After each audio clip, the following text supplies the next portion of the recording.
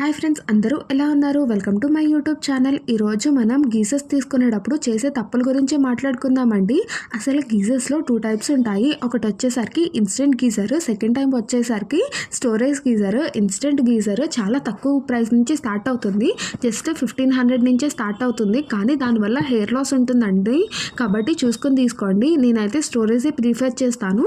So storage geysers తీసుకోవడానికి అని చెప్పి మేము వెళ్ళాము. ఇక్కడ 10 లీటర్స్ది 5200 చెప్తున్నాడు. క్లాసిక్ మోడల్, ఇది 4 స్టార్. సో ఇది కాదని చెప్పి మేము వేరే షాప్కి వెళ్ళి క్లాసిక్ డిఎల్ఎక్స్ చూసాము. ఇదైతే 5 స్టార్. కాకపోతే ఇక్కడ 10 లీటర్స్ మాత్రమే అవైలబుల్లో ఉందంటండి. మాకు 15-25 లేదని చెప్పారు. కానీ మాకు అర్జెంట్గా అవసరం వచ్చింది. ఎందుకంటే లాస్ట్ నైట్ హీటర్ మాది కాలిపోయింది. మీరు ఎవరైనా చిన్నపిల్లలు ఉంటే జాగ్రత్తగా ఉండండి. తర్వాత నేను ఆన్లైన్లో ఈ ఆర్నో నియో చూసాను. 25 లీటర్స్ జస్ట్ మనకి 7000 పడుతుంది. మేము తీసుకున్నది 6000 పడింది. సో చూసుకుని తీసుకోండి. జస్ట్ 1000 డిఫరెన్స్తో అనవసరంగా 15 లీటర్స్ అనేది వేస్ట్ చేసుకుంటున్నాము.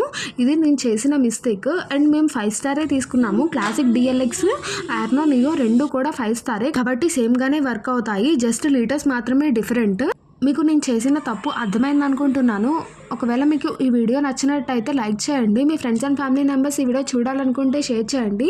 నెక్స్ట్ ఏ వీడియో పెడతానో తెలుసుకోవాలనుకుంటే సబ్స్క్రైబ్ చేసుకోండి. That's all for this video. Bye bye. Thanks for watching.